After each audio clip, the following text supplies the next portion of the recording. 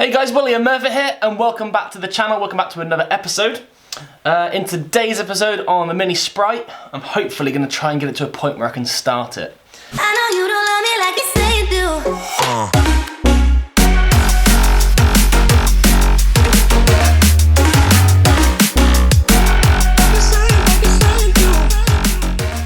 So just been to the shop to get a few little necessities. So I've got some washers for the brake servo banjo.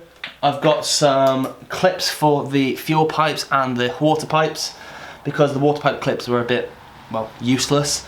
The only thing I am waiting for actually, because I can't start it today, is a new sump plug. The old sump plug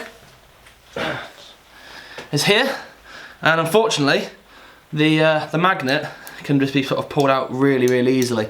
Now, it could be fine, but I don't really want to risk this pickup connecting to a gear, floating off, or this piece of metal floating around loose in the gearbox, and because then it could destroy the gearbox. So I've ordered a replacement. I've ordered the new modified sump plug, which has got a longer pickup on it as well, so hopefully you should get more swath. What's great about this car is when I took the sump plug out, there was very little, and I mean like very little, iron filings, so that's a really good sign. So yeah, let's just finish connecting up all the upper end of the car. I'm going to try and adjust the rockers as well while I'm here. I need to remove the radiator from the car to drain all that. I've also bought, where's it gone? A coolant filler type. So this is going to be a measuring jug, and I'm going to mark on the sides exactly where to measure the coolant to, water to, so I can get a I can get a really good mixture of coolant to water, and I can use that obviously for future builds and future jobs. So yeah, this is where we are. Let's get these gloves on. Let's get cracking. Right, let's get to work. So what I'm going to have to do is I'm going to have to remove the grill to get that bottom bolt out of the radiator. Once the radiator bottom bolt's out, I can then lift the radiator out, empty all the coolant out of it, put it back in, and then that's that part of the job done. I've got to connect up these two fuel pipes here, so I've got some Jubilee clips now for these. I need to get these plugs back on, but I've disconnected them because it's easier to get down the back of the inlet manifold to get the coolant pipes on. So I've got the bottom hose coolant pipe, and I've also got the coolant pipe that goes from the thermostat down there, I believe. Down this side of the engine, it's pretty much finished. All of the breather pipes are connected. I've got a connector to go into the airflow sensor, and I've also got a vacuum to go into the bottom of the air filter as well. And I've got the two washers for this banjo bolt, which goes down onto the side of the inlet manifold. Once they're all done, I've got to get underneath the car today and fit up the exhaust, which I didn't do yesterday because I just decided to call it a day. Once that's all done, I need to just tighten up the throttle cable, because I just got a place that's in right now. I've got to attach the heater cable, and that can all be done. Rocker cover back on. Probably just going to place it on for now, put a bit of oil in there, and then once it's warmed up I need to re-torque these head bolts. And then that's really that part done. So yeah, underneath the car, fit the exhaust up and turn that key. All being well, it won't start because I also need to reattach this inertia switch. Now that cuts off the fuel, so that if I wanted to turn it to do a compression test, it wouldn't pump any fuel through. So yeah, so I learnt that from Keith over at Classic Mini Workshop. I never really knew, I just thought it was a reset button, and I didn't realise it shut off the fuel. So yeah, that's today's plan. Get this Mini pretty much finished, ready to get that sump plug in once it arrives, put some oil in, and away we go. Let's do it. Right, now the grill's off, it's also pointed out another thing I've got to do. Change the oil filter. So on an automatic, the oil filter's on the gearbox and it goes horizontally, and the dipstick is over to the side. Typically on the manuals, you've got the dipstick in the middle, and the oil filter comes off on the side, just below the alternator. So let's take the radiator off first.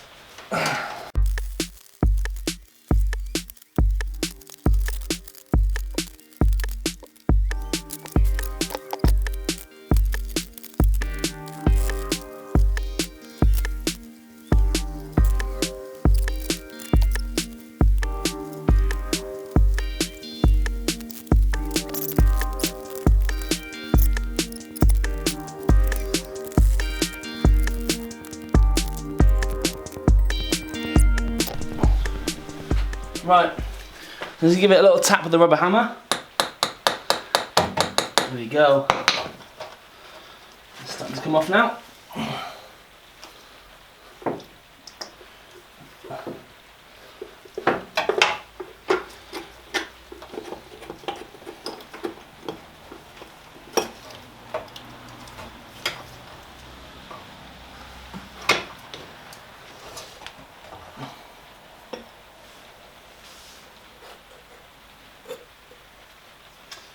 So there we have it. Oil filter's off. Inside here is the oil filter element. So I'll chuck into the oil drum. Right, so all being well, this will come with a new little rubber washer at the bottom, a new rubber seal at the top, and obviously the new element. So here we have automatic oil filter. In here we have a new filter element. We've got two larger seals. So let's put the element in and try and work out which is the best one of these two seals to fit. So I need to make sure we remove the old cork gasket, because obviously there's a new one on top of the thing there.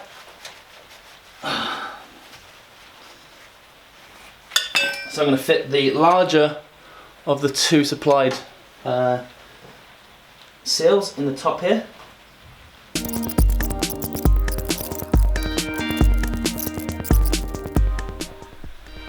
So it just occurred to me that I need to order a few bits, unfortunately. So there isn't a thermostat in the new kit, so I've only got one thermostat housing gasket. On this style, wherever it is, you've got the thermostat and you've got this mounting plate. So you've got a thermostat gasket underneath, one on top, and then you've got your thermostat housing on top. So I need to have two gaskets of these, and ideally I'd like to replace this this here gasket. I've got to apologise for this camera. It's really cold in here today and it's wet outside, so it keeps sort of fogging up. Hopefully I can work out a way to stop that, but I apologise that it looks like I've gone a bit cataraxy.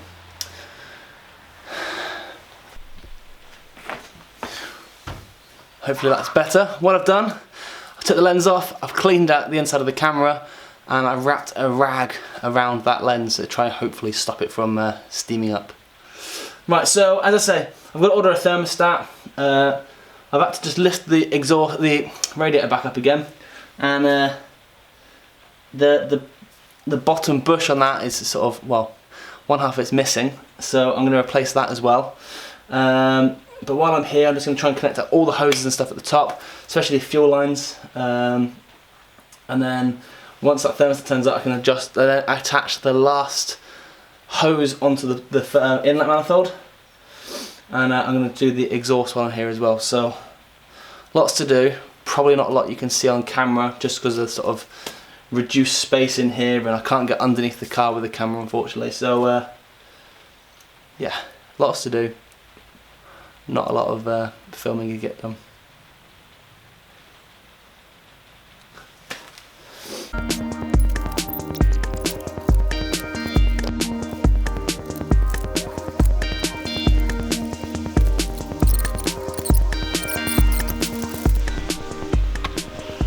So over here, I've got this pipe here, and on the end of that there is a banjo bolt. It's here. So that's for my servo.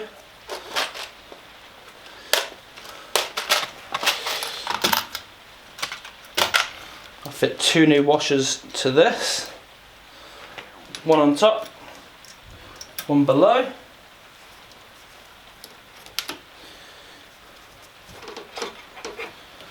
Get that connected up and screwed in. So this side of the engine is now complete. I've got a pipe to put on, obviously, from the radiator to the top of the thermostat, the thermostat to the heater pipe, and then also from the thermostat down to the bottom of the or the top pipe of the inlet manifold. Oh. Right, so I mentioned, God, I nailed on a spanner. Oh, that's painful. Oh. Oh. Right. So I mentioned previously about the old sump plug. This is a sump plug here, and well, you can quite see that the pin comes out relatively easy. So the postman has been, and they have delivered the new replacement sump plug. This is an aftermarket uprated sump plug that has a longer pickup, as you can quite clearly see, and that should hopefully go further into the gearbox and attract more swath. The magnet is pretty strong on it, so I'll get that fitted in now and tighten it in, then we can start putting some oil in the car.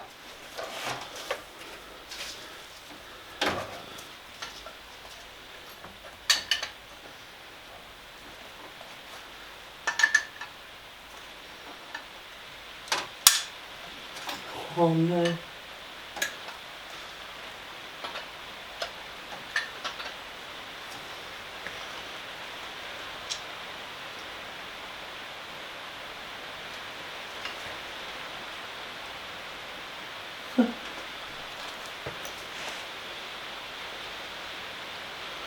Wow. It's gone well, hasn't it?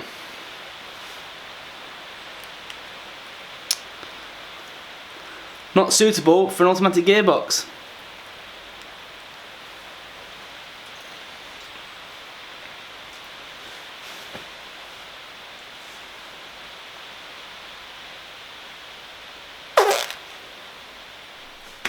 Right, I guess I have to leave this video here because the sump plug snapped, so I can't put any oil in the car.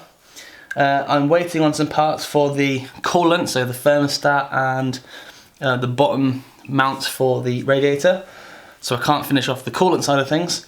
The exhaust is all bolted in, so I can't see what that's like until I fired it up, and yeah, I'm kind of just at a bit of a stop.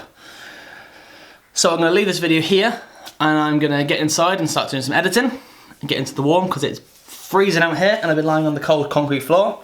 And thank you so much for watching. If you have enjoyed this content, as always, please hit the thumbs up button, comment down below, and if you can, subscribe to the channel so you don't miss any future content. That's it from me. I'm going inside. See you later.